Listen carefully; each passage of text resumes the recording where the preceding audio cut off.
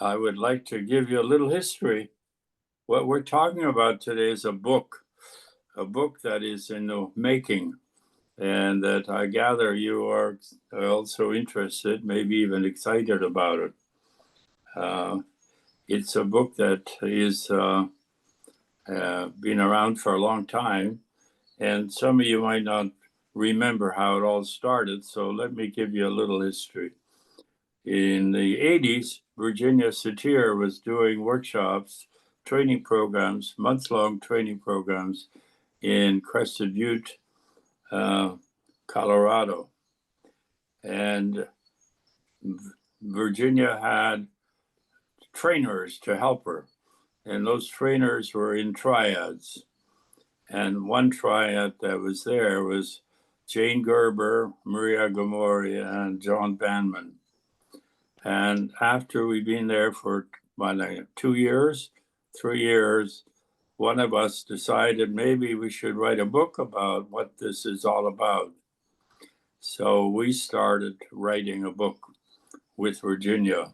We would meet Virginia Satir twice a week in the evening, while in the morning and afternoon we would be teaching a large group of 90 people.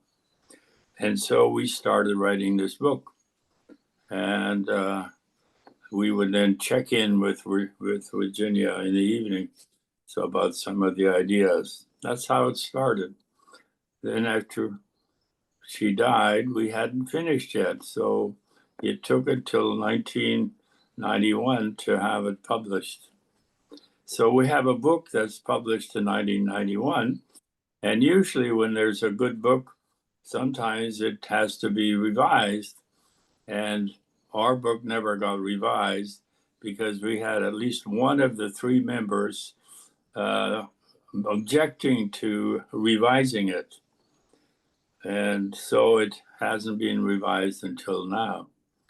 So Maria and Jane are gone, and so I had to find a new member to help me, and that is Michael Hardin. So Michael, welcome. Yeah, to thank the you. to this whole project, and he will be sharing some of the exciting things that I think we're excited about, and we want to look at what happened in terms of what comes along. My basic goal is twofold, I think. It is to expand the application of the Satir model and to harness the depth of it. I think Satir model is a very deep, very effective, and very broadly applicable model that could be the centerpiece of therapy, and it isn't. And somehow I hope we can help it to become more central, more universal, because everywhere we have gone to in all the countries that are here today know that it works for them, and it should work for everybody. So what is all this all about? So the first thing we have is we want to take a look at conceptually, what is the Satir model? And I wonder if Cindy or whoever does one, show us the slide of the 4 domains. Can you do that? So I would like you to look at the Satir model in 4 domains: the biological one, the psychological one, the social, the family, and the spiritual one. We don't want just to add a little bit of spiritual on the side. We want it to have its own territory, its own place, its own aspect of it. And I might as well look at below there. So that's usually what we talk about. It's called the third birth, in a sense.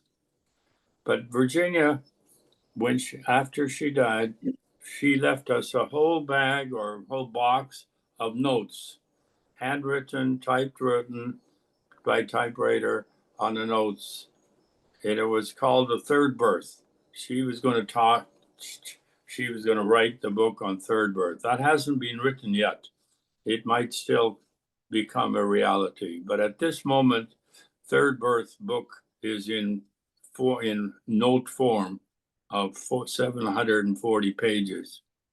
In that note, there's one line that we want to look at, and that is, she says, there's one first birth when you get pregnant, kind of thing. Second birth when you get born physically. Third birth when you become your own choice maker. If we teach the Satir model at that level, we're doing a fantastic job about bringing on major transformations. And I think most of you are very familiar. You might not call it third birth, but third birth is basically becoming your own choice maker. In the notes that she had, there is a one-liner, and it says there is a fourth birth, the fourth birth when we join in consciousness. And consciousness to me is the universal life energy manifesting itself in the universe. And we now could look at as the fourth birth, consciousness, as the foundation of the Satir model. And we will try to, we hope to have a whole chapter on the consciousness of fourth birth in terms of doing that. And then we want to look at what is the models so far and what needs some kind of improvement. You know, we've had neuroscience, we had quantum physics, we've had all kinds of aspects of trauma. What is the Satir model now in terms of doing that? So we're trying to update it by doing that. And we're making some kind of changes that will show you how to do that. So I want to pick up a couple of changes that we're doing that you might be you might appreciate having. One of them, just simply, there is this whole idea of self-esteem and self-worth. And we have found that those are two different concepts and that sometimes they get confused. And there's a lot of negative reaction to the whole idea of self-esteem in the United States because they took it on as sort of a everybody is okay, whatever, everything everybody does is okay. Not everybody's okay. Everybody is okay, whatever they're doing. And we're taking the doing part and separating it from the being part. And we're saying everybody is that the being part is okay. They are divine. They are spiritual. They are life force. But how they feel about themselves, how they see themselves is not okay. And so we're going to look at changing how you perceive yourself, how you experience yourself, so you can be who you are. So I think that's very simple and probably understandable and very welcome in terms of that. We also had the whole idea of emotions, feelings. What are feelings and what emotions? And very often we use them as interchangeable. And we have made this a distinct kind of thing. And there's lots of good new research in terms of what is an emotion, what is a feeling. And so you will see a clear definition and an application of feelings and emotions in the book as it comes along. So let's take a look at how we have looked at the iceberg. So can you find the first iceberg? I will share you an iceberg and then I'll have Michael share us an iceberg. Okay. So if you take a look at the iceberg as it comes there, you will see it has grown a little bit. Something has been added to it. And the first one you might notice is body sensation. You have we have included the body. Very often people ask us, where's the body fit in the iceberg? Well, it fits in everywhere. But in terms of a structure, we had to put it somewhere in, in the lineup of this aspect of it. So this is a linear presentation of the iceberg. We'll show you a more systemic one a little later on in terms of body sensation. Now, if you have read Mary Leslie's book, you will, with her writers, she has made a big contribution about that aspect of the iceberg. So the iceberg is, well, let me go back and see if I can explain the iceberg. I find many people don't understand the iceberg. Yeah. The iceberg is a structure to show you your experience, how you experience yourself. That's all it is. It's how do you experience yourself, basically. So if you look at it from the yearning up, we're talking about how you experience yourself. So in order to know how you experience yourself, we have process questions. And all of you seem to know, or will have probably know about process questions. Process questions are only a way of eliciting, finding out how you experience yourself. So we added body sensation, and then we came along and said, okay, perception is a very special kind of psychological process. Where are the beliefs? And we had put the beliefs, Virginia, Jane, and Maria and I, we had put the beliefs with the perception. And we're finding that beliefs become an identity of who we really are. So we have put it in as a special category of our experience. So the way you see the new iceberg is that you have this new iceberg where you see that we have a body sensation and we have a belief in terms of that. Then we want to look at that third birth is basically changing your belief, your experience. And at the bottom of the iceberg is the self, the I am, the life force.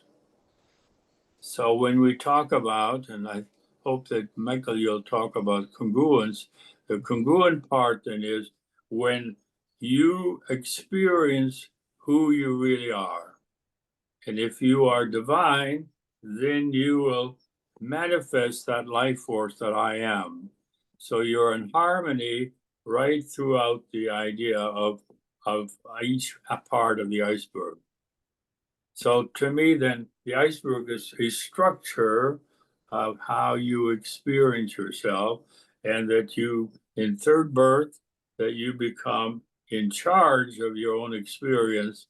In the fourth birth, you really manifest your own life force in a more obvious kind of way. Michael, do you want to add something now before I go on? Yeah, did you want me to share either the iceberg or the just congruence and how it aligns? Just no, show us the new iceberg. As you can see on the right-hand side, this is what the iceberg, how it was laid out in the previous iceberg drawing graphic that John showed. One of the things that we noticed is as people teach the iceberg model, the metaphor, they often mistake it as a linear process, and we wanted to show the systemic nature of the iceberg. How the Virginia's true belief was that body sensations had an impact on emotions, had an impact on perceptions and beliefs, and they all interacted with one another. So to show that, we created a graphic to where we can show that there's a systemic nature um, to uh, to the iceberg. You also see that it's divided into three areas: the being, the where your life force energy is, the I am, and the yearnings that come from that are universal. the experiencing, all of our experiences that we have. And again, this is a systemic process by which all of these have an impact on coping and behavior. And then you have the doing, which coping and behavior fit into. One of the other things that we were looking at is we have feelings and feelings about feelings. And we are inserting the word emotion also. So it's feeling slash emotion and feelings about your emotion slash feelings. Because what we're really talking about is, and John mentioned this already, that we are trying to make a differentiation between emotions and feelings. Emotions happen to us. And then feelings are the way that we're cognitively able to describe that emotion that came up for us.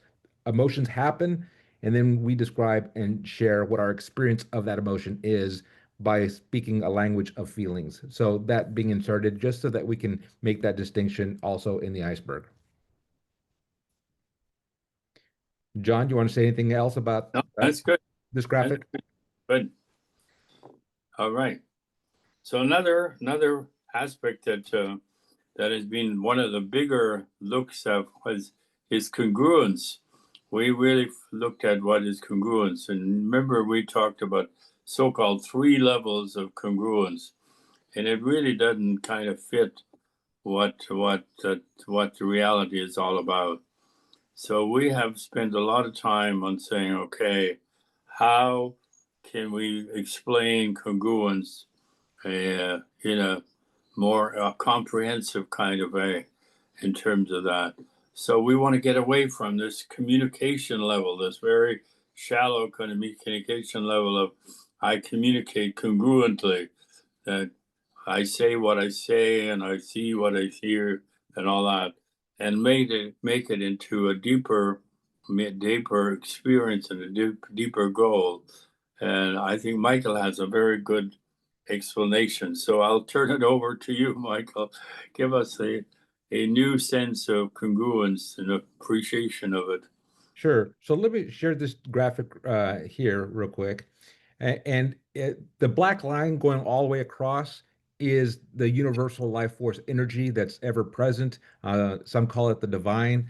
And there's a sense that our natural way of being is being aligned to that universal life force energy. That's our natural way of being. We're congruent. But in our life, after our second birth, we kind of get offline. We don't remain in that congruent place, and that's where we start moving away from being congruent with the universal life force energy and the divine. And this is where our clients often come to us in therapy, trying to get back realigned, find congruence again. Now, congruence, as John mentioned, used to be talked about as different levels. Um, and we've moved away from levels and started talking about the way that congruence is manifested. It's manifested personally.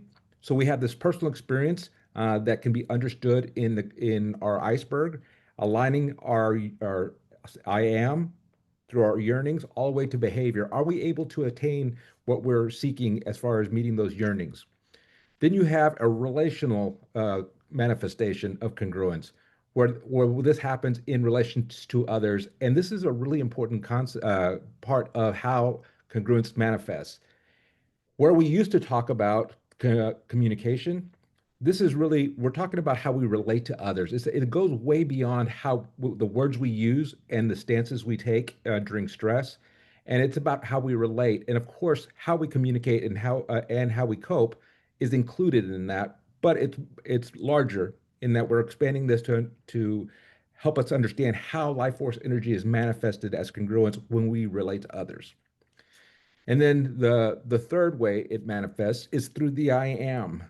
So understanding that we are different than our experience. Personally, we have a focus on experience. In the I am manifestation, we are talking about our spiritual core self, that core divine part of who we are, and life force energy manifesting from that. And then the fourth is life force energy um, manifestation. So it is at that point, we're talking about fourth birth and us aligning ourselves in a non dual way to the divine. Exciting, isn't it? I hope it's exciting for you as well in terms of that. So now I'll take a simple one. If Cindy, if you can get us it says the stages of change, or the Satir change process. Can you, yeah, that one, thank you. Now, if you have studied Satir model from the Satir Institute of the Pacific, this will be no news to you. But when you look at the book, we have at least 4 different ways of putting this in practice. We have it differently from Sharon Lotion in her book. We have it different from in our Satir model book. We have it differently from Stephen Buckby. We all have different explanations of the Satir change process. So we wanted to put our view on it, and what we had to add from the book, our book didn't have, is the whole idea of transformation.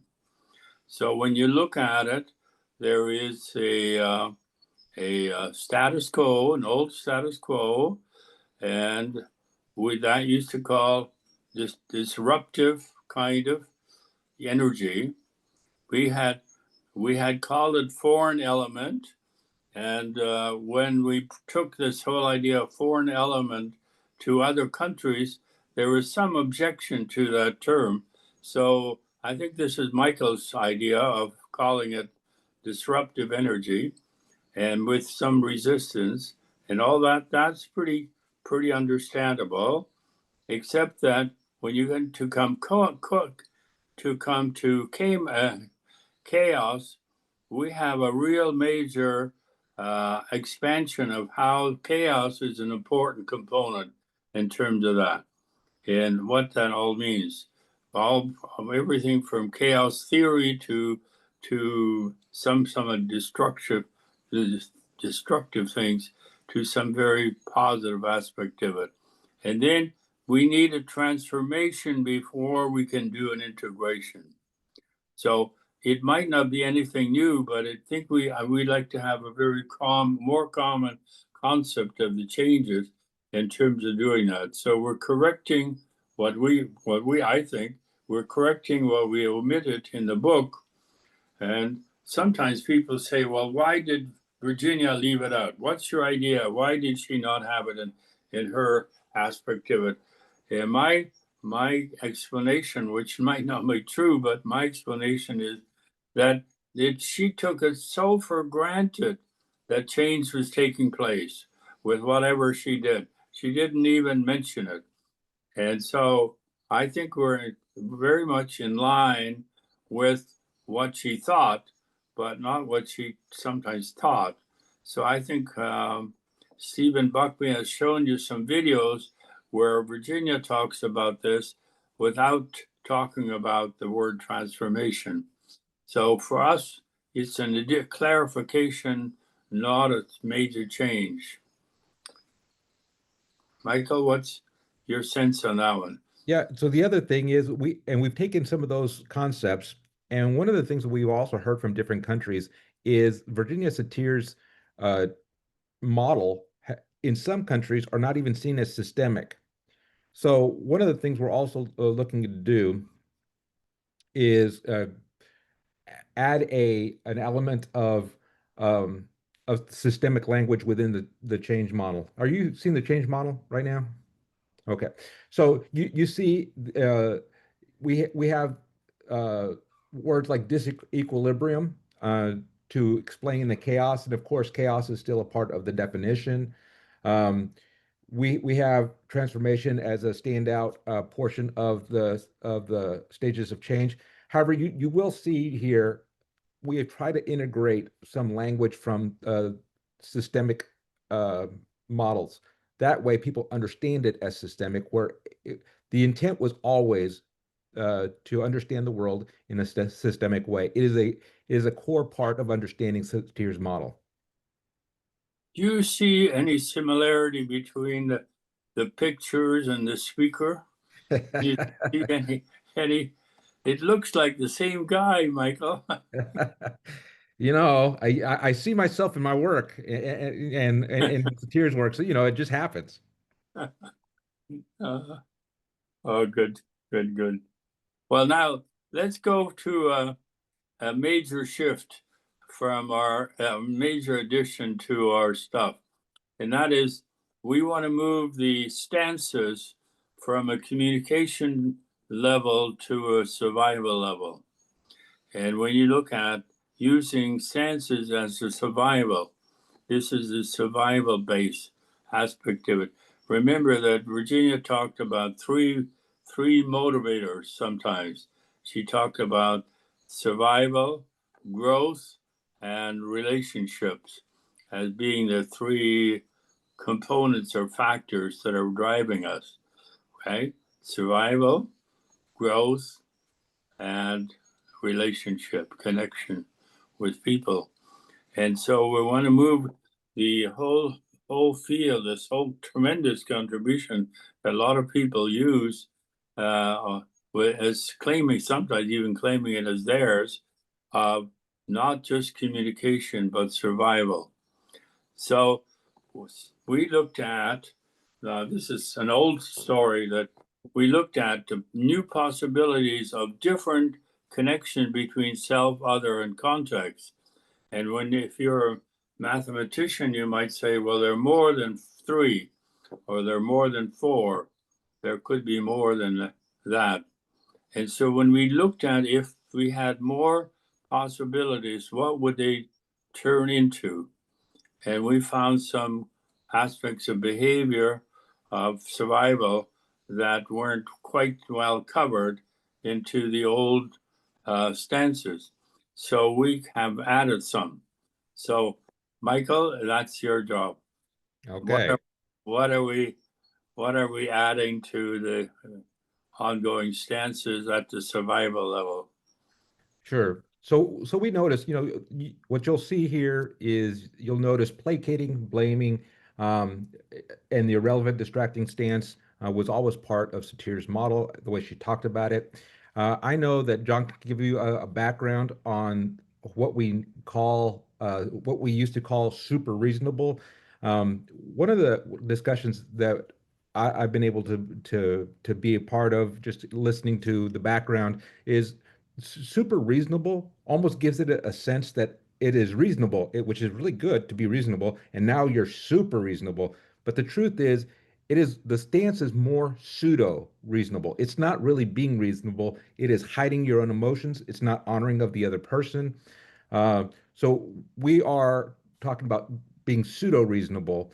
And again, John can share a little. Do you want to share any of the background of that name change, John? Well, yeah, it was more personal. With one of my colleagues, a university professor of anthropology, he was studying, he was a friend of mine from high school, and he was studying the Satir model from a sort of intellectual perspective. And he had great objection to call it super reasonable because that was his quality. He was more than reasonable. He I think he had two master's degree before he was 23.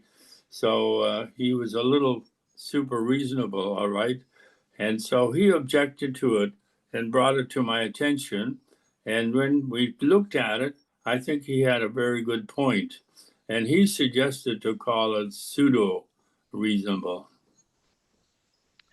So, in addition to the four stances that we all know very well, we also realize that distracting, it was a stance that doesn't always manifest as a person being flailing arms and kind of being the class clown and distracting from a serious conversation, but it also manifests as a person that's gone through trauma and is frozen, where they are withdrawn. They are not honoring themselves in how they are emotionally experiencing the world. They're not honoring others necessarily because they're disconnected, and they're not honoring the context. We know that people in a traumatic state where they're being triggered and they're dysregulated, that could happen in the middle of a grocery store in a context that they didn't want it to be that way.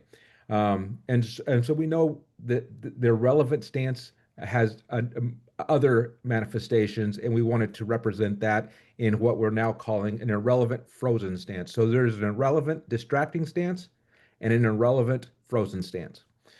The next are additions. We also noticed that there, in uh, in honoring self other in context, there really wasn't a stance that represented what it would look like if somebody was able to honor self but not other and not context. And that has been called self-absorbed. We all know that narcissism or narcissistic personality disorder is an overdiagnosed or overused statement in our society. And people are often referring to people as being narcissistic. And the truth is, while there may be some personality disorders out there, and that may certainly, the symptoms of that may present in a way that is unchangeable, I think in many ways, we are encountering people who are self-absorbed, who learned how to survive by caring for self, by honoring self, but not really developing the skill set to honor others or the context. This is a way to understand in what places they are deficient in helping them as therapists to be able to learn to honor context, learn to honor others. This is a person that is in a self-absorbed stance. Then we have the enmeshed, and I think one of the things that we always try to stay away from, any of us who followed Satir's model, is to uh, diagnose or pathologize. But we do know that there are certain symptoms that do come up, and people do have a stance that looks what people might call codependent. Where they are enmeshed in relationship, and that tends to be a stance in which people are able to honor self and other, but are not able to honor context. And again, instead of pathologizing that symptom, the way that symptom is manifested, looking at the person and seeing are there ways in which we can increase their ability to engage a context and honor it, and not just be in an enmeshed relationship with another. And of course, there is the dependent, which is when a person is able to honor other, but not self and not context. Very similar to a placating stance, a person in a dependent stance is able to honor other, but different than the placating stance. They're not able to honor context. What would that look like? And we do know that people manifest their life energy in a very dependent way sometimes.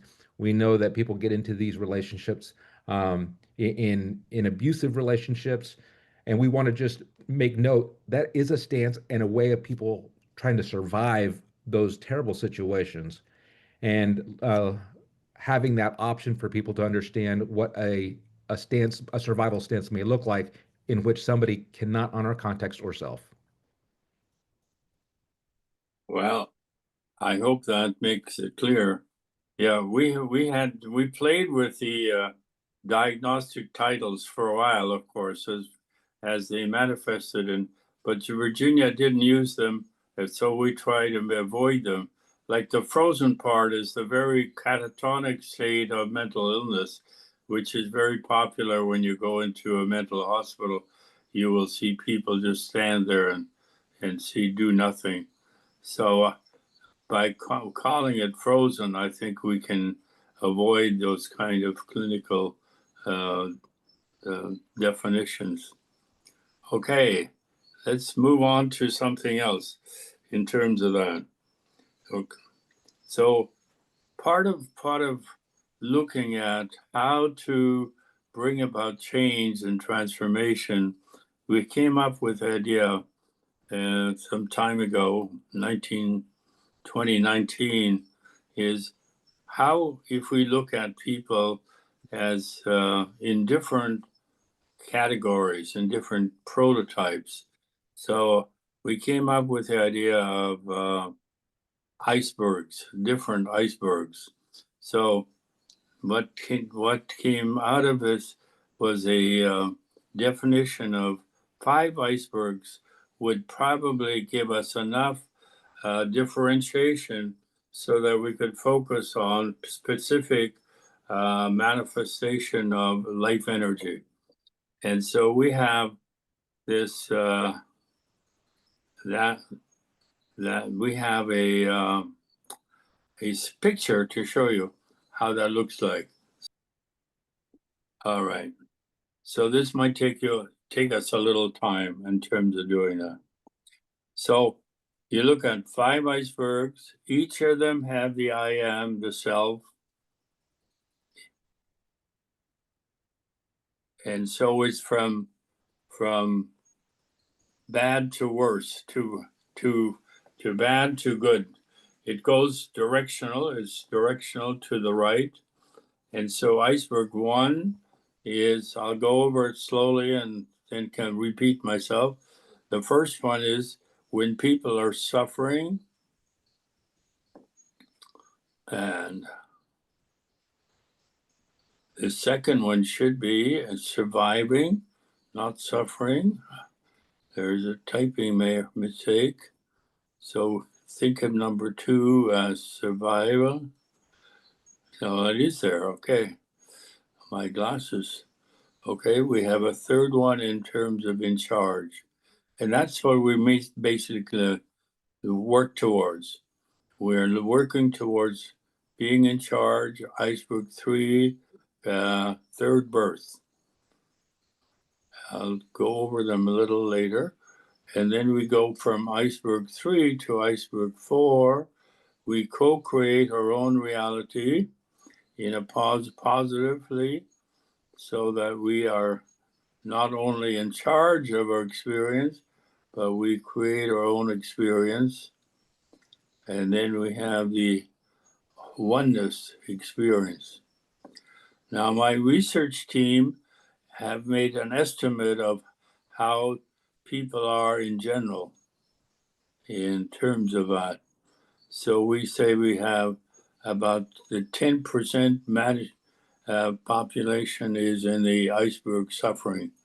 The identity with they're basically victims. The mental illness people come in there. The basic treatment has been medication. They needing external care because they're not in a position to look after themselves. But we could have people there that are in big trauma, that are anxious, that are in anxiety, that we would treat them from a different aspect of it. So there are a bit different goals for each of the 5. I might mention some of them. There are different treatment approaches for the different 5, so that we are looking at. So basically, our Satir model is in iceberg 2 and iceberg 3. What I'm suggesting is that we could include iceberg 1 as part of Satir. I think Satir model has the ability, the contact, the skills, the understanding that we can handle most of iceberg 1, so that we would include those as part of our therapeutic contribution in terms of it, be it family, individuals, multi-generational. We would be able to bring all that into iceberg, all the iceberg 1 population. And iceberg 2 is where most of our clients come from in terms of that. And they are suffering. And what we can do is we can increase their or decrease their suffering so that they can at least get by. Or we can move them to iceberg 3, so where they can take more responsibility for how they manage their life in terms of aspect of it. So they manage to become successful. They can even be happy with everyday kind of experience. They're kind of nice people in terms of your neighbors and your friends and so forth. And I think that would be a great achievement to put everybody into iceberg 3 for their own being in charge for their own life and in their context and their relationships. But there is more, and some of us sneak in a little bit of more every time we work with people, because we want them to be more creative and more in charge and more in their life force. So basically, iceberg 3 is when you look at the iceberg, that we look at down to yearning, it's working with the iceberg experience. When you move into iceberg 4, you're moving more into ice of who you are. And so you're working on more of the being part in terms of that. And so on the final analysis, you might be working on iceberg 5, where you are working in with a oneness that you are in it. And you can sometimes people attain that in their meditation, in their prayer, in their relationship to God, or in just in relationship to the universe, so that we are all one. Now, science, fortunately, it supports the idea of we're all connected and we're all, all one at the quantum level, but we are more than form, we are also essence. And so we would be more in our form of essence. Now, Michael, over to you. What do you want to add? Yeah, the one thing I would definitely say is that the exciting thing is that Satir gave us that one line that helped us to understand that there is something spiritual that can happen. And while we might be in a place to where we wouldn't necessarily go into therapy, there's still growth area for us to expand in a way that connects us to life force energy. I do want to address a comment in the chat. Let me just read it first. Uh, it's dependent can be a good quality um, in Asia, and it does not look like a survival stance. A stance without self and context seems more sacrificial than dependent. Just sharing my Asian perspective. And what I would say is absolutely every single one of these stances is is displayed as not honoring all parts, self, other, and context. There are some of us from cultures in which we value self-sacrificial service to others, and that would not be seen as unhealthy in any kind of way. And we can do that from a very congruent place. We can transform the dependent stance to a congruent stance that honors the other person. It fully honors context and self, but it's self-sacrificing, not from a place of diminishing self, but of still honoring self and being self-sacrificial. So we're talking about two different things. Absolutely, somebody could look like they're doing something from a dependent stance, but it being very, very healthy because they still honor self in context. And also, some of you made note that um, in my previous slide, I had it missing the over the context in the relevant stand that has been fixed. That was a mistake. It should have always been there. Um, Irrelevant, distracting, and frozen do not honor self, other, or context. So thank you for pointing that out. Okay, what else do you want to add? Give it, Stephen, Michael, do you want to pick something else that I missed? Let me see How here. are we writing about the book? I think that I think the things that really jump out at me that seem to be really significant is Satir has always had a spiritual component in her therapy. Mhm. If we just think about how she views another person, she called them miracles. She called them she believed that people had complete value that was inherent within them from the very beginning, just because of who they were and the universal life energy, force energy that they carry. That is a very spiritual comment, is a spiritual way of believing, but she was really careful not to use that type of language all the time because it wasn't very popular. But what probably all of us have experienced increasingly over recent times is that people are hungry for that. And we're trying to separate also spirituality from religion, because this would include, if anybody's coming from any religious background, hopefully this fits for them in that it values a part of them that is often not talked about in the therapeutic realm. Um, but we're talking about spirituality and the inherent value of a person because of their connection to the divine. And so that's one of the really exciting parts for me, but also congruence, John, the way that you talk about it and teach congruence, and that being um, under and that being connected also to the spiritual realm, I believe has been a powerful move in making sure that that's clarified. So I think that that's been a great thing that I've gotten excited about as I've continued to study the Satir model. So we looked at the second part of our book is basically looking at some of the vehicles and how we're applying them. And is there something that we need to change in terms of that? I think we're bringing in one of the things that we're bringing in as more important in terms of the Satir model is the whole idea of the mandala. And so we're taking another um, view and say the mandala is a really great way of looking at how you experience yourself in terms of changing your experience and how those 8 components integrate are connected and how they look at as a whole. So we're taking a look at it. And at the same time, I want to say that we have one of our colleagues who is writing a book, finished writing a book on the mandala. So Stephen Buckby, he has just finished his book on the mandala, and we have connected with him to make sure that we're in tune with what's going on.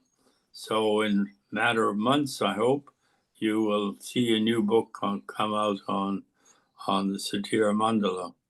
We're also we're taking a look at the various vehicles, and the two of them, the one that we're also working on, and some of the people that are here, is Jesse Carlock is working on the parts, and so we're taking another look at how can parts be there with Jack Schwartz being so well known right now. We're talking about internal family systems. We're also looking at how to use parts, and we have Richard Kennedy here on the screen here. He has done a lot of work on using parts in an individual life in an individual therapy session. So we're looking at the various parts for mandala, the parts, the family reconstruction, and so forth. We're taking another look at how do these vehicles uh, apply in today's world, and how can they be brought more vividly into the office in terms of doing that. So you'll see a comment or a focus, not just a comment, but a focus on on the various vehicles that are there. Do you want to add to that too? Well, John, one of the questions that came up in the chat is people kind of wanted to see what the sculpts might look like in the different stances. So let me just share that real quick, just so that they have a sense of what those sculpts might look like. And so you can see self-absorbed, enmeshed, dependent, and frozen, all being listed there in different sculpts.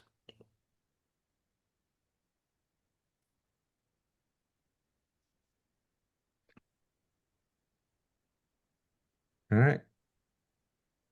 Back to you, sir. Go ahead. Well, how about some comment on the vehicles? Yeah. So one of the things that I've been most impressed with the vehicles is a deepening. We start having these conversations about the vehicles, like family reconstruction, and just sitting, you having a hunger for really wanting family reconstruction to go beyond what we have normally, how we normally have taught it, but really deepening how else can we use family reconstruction in the healing of a person as they are repairing and growing. Um, so some of the vehicles also, we have talked about, we've had great conversations about what are vehicles and what are tools, and which ones, how do we language this in such a way that people have access to interventions that can be useful in a therapy session. One of the things that I deeply appreciate, John, is your reminder that these are tools and vehicles They are not the therapy. They are not meant to be what drives. I know so many times in graduate school, you're taught the interventions, you're taught the tools. People hear about sculpting, but they don't understand the therapy. There is a transformative therapy that we're doing, and the tools and the vehicles are what we use as interventions to accomplish the therapy. They're not the therapy.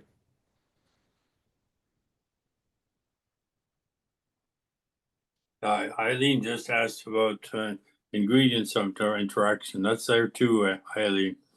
Yeah. Yeah, I didn't mention it. Yeah. Yeah, and one of the things I love about the ingredients of an interaction, have we talked about that also, is before we even enter into a conversation, we show up already with our self-esteem. And that has an impact on how we hear the first thing that's mentioned and how we interpret and give meaning to what we're seeing in the other person. So again, to increase our own responsibility, understanding that how we show up. So self-care and caring for all the dimensions in the mandala become really important in preparation for us to relate to others. Mhm. Okay. What else? And then at the end, Michael, fourth birth. Yeah, that's one of those things where, man, that has been kind of a dream and fantasy for us to make sure that this is a part of the book coming out. We want to better explain what Satir may have been thinking in what she left us. And we will fumble. We're going to fumble as we talk about consciousness and the fourth birth because we're trying to work this out, and hopefully we can improve upon it in the years coming. But we don't want to miss out on putting something out there that Satir intended from the very beginning. Michael and I looked at 40 theories, 40 theories of consciousness. So when he talks about we're going to fumble a little, we got some work to do. Yeah. All right. I think our time is up. We need to put us into groups and let's see who is responsible. I think Mary asked that we would have 15 minutes uh, of breakout rooms. So anything else you want to say, Michael, before they go into groups?